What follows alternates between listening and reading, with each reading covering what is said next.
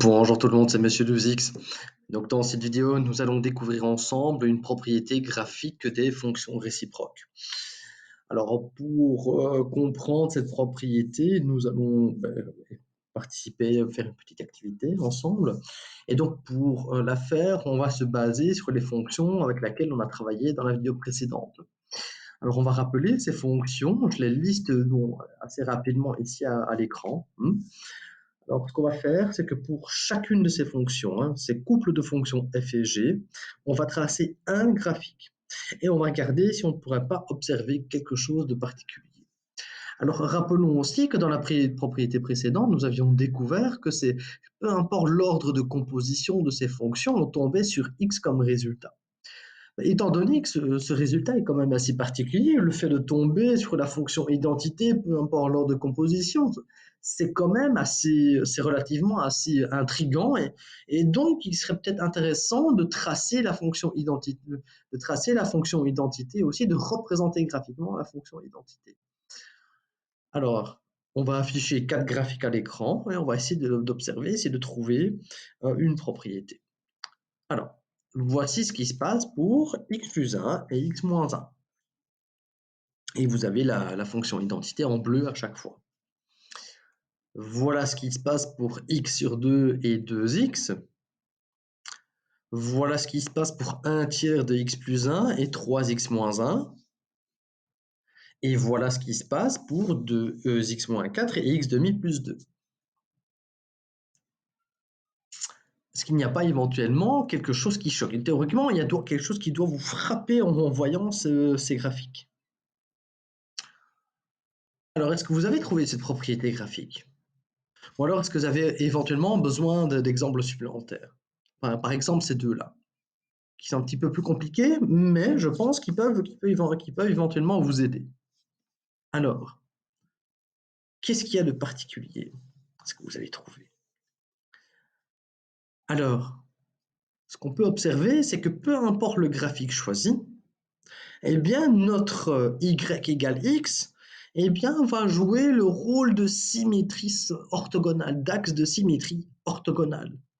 On l'observe bien, ici, la droite ici joue bien le rôle d'effet miroir par rapport à cet axe. Ici, pour chacune des droites, même chose, remarquez ça forme à chaque fois un V autour et ça semble symétrique. Ça semble assez symétrique tout autour. Et alors, l'exemple qui peut plus vous aider, à mon avis, ce sont ces deux-là. On remarque clairement, en tout cas sur celui-là, que ça fait vraiment bien effet de symétrie orthogonale. Et donc, ce qui est génial, c'est que cette propriété graphique, elle est vraie, peu importe la fonction. Si vous connaissez le graphique de la fonction f et que vous désirez tracer sa réciproque, vous n'avez pas besoin de l'expression analytique de la fonction. Il suffit de considérer la droite de y égale x comme axe de symétrie orthogonale et c'est bon. Et c'est parfait, peu importe la fonction. Alors, ce que je vais faire, c'est que je vais utiliser GeoGebra pour vous montrer que ça fonctionne du tonnerre. Alors, je vais afficher GeoGebra. Donc voilà, ici, je vais considérer la droite x plus 1 et on va regarder un petit peu ce qui se passe lorsqu'on effectue une symétrie orthogonale par rapport à cette droite. Donc ici, je vais tracer la droite, je vais considérer des points à égale distance qui partent de x égale moins 10 à x égale 10, et on va regarder un peu si nous retombons sur la droite x égale moins 1, égale x moins 1. Donc voilà, remarquez qu'on a effectué notre symétrie orthogonale. Et donc, est-ce que c'est vraiment la droite d'équation x égale x moins 1? Ben oui. Pourquoi? Parce que l'ordonnée à l'origine de votre droite, elle est là. Et alors, le mouvement qu'on fait pour obtenir la pente de votre droite, rappelez-vous, c'est 1 et on monte. Ici, on monte. Pourquoi? Parce que la fonction, la droite, elle monte. Donc, je monte de combien? De 1. Donc, c'est 1, 1. Étant donné que je monte de 1, ça veut dire que sa pente vaut 1. Et donc, la droite en noir, en pointillé noir, c'est bien la droite d'équation y égale x moins 1. Alors, on va faire la même chose. Je vais remettre à 0 et je vais considérer la droite y égale la fonction 2x. Voilà la fonction, la représentation graphique de la fonction 2x et je vais activer ma symétrie orthogonale. Je vais effectuer une symétrie orthogonale pour chacun de mes points et regarder un peu le tracé que j'observe, que j'obtiens. C'est exactement la droite d'équation y égale x demi. Pourquoi x demi? Mais remarquez que l'ordonnée à l'origine est en 0, donc c'est forcément une droite d'équation y égale mx. Et pour faire la pente, on remarque qu'on fait 1 demi. Et donc, vu qu'on monte de 1 demi, mais sa pente vaut 1 demi. Et donc, la droite est bien la droite d'équation y égale x demi. Alors, ce qu'on va faire, c'est qu'on va faire x divisé par 2 plus 2. Voilà, on va effacer.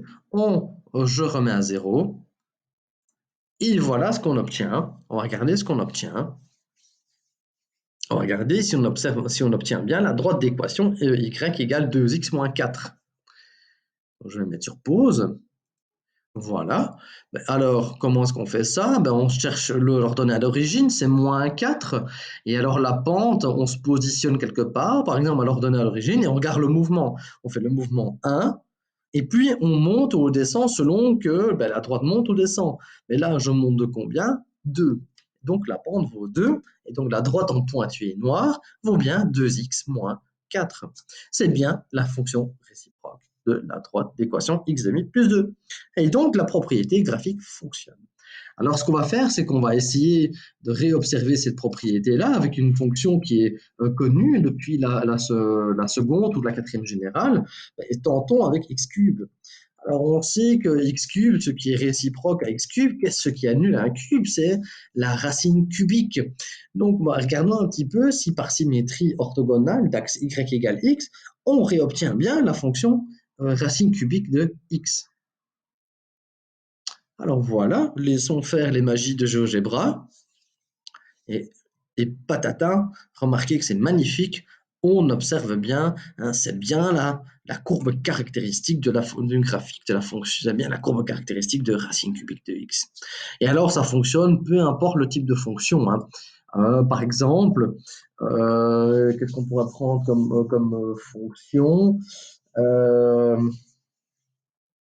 prenons par exemple 1 sur x plus 1 sur x. Ah oui, on avait pris x plus 1 dans l'un des derniers exemples. Mais voilà votre 1 sur x plus 1 et on avait observé que la fonction réciproque, c'était 1 sur x moins 1. Hein, c'était dans les derniers exemples de la vidéo précédente. On va réactiver et on va regarder si on obtient bien 1 sur x moins 1 comme réciproque. Regardez ce que ça donne. Comme c'est magnifique. Voilà. Hein. Et puis on va mettre sur pause. Voilà. Et alors, si on regarde bien la figure qu'on obtient, hein, c'est bien une fonction du type 1 sur x et qui est bien translatée d'une unité vers le bas. Et donc, la fonction en pointillé, c'est bien 1 sur x moins 1. Et donc, résumé de cette vidéo, si vous connaissez le graphique d'une fonction f et que vous désirez tracer sa réciproque, vous n'avez pas besoin de l'expression analytique, vous tracez y égale x et vous l'utilisez comme symétrie d'axe de symétrie orthogonale. Donc voilà, j'espère que dans cette vidéo, vous avez compris un peu comment tracer la réciproque, peu importe le type de fonction. Donc je vous laisse un commentaire pour signaler ou vous poser vos questions, ou si vous avez des choses à me dire. Donc n'hésitez pas à partager si vous estimez que ça peut aider quelqu'un à comprendre la matière, que sont les fonctions réciproques. Ce n'est pas une matière facile. Et sinon, je vous dis à très bientôt.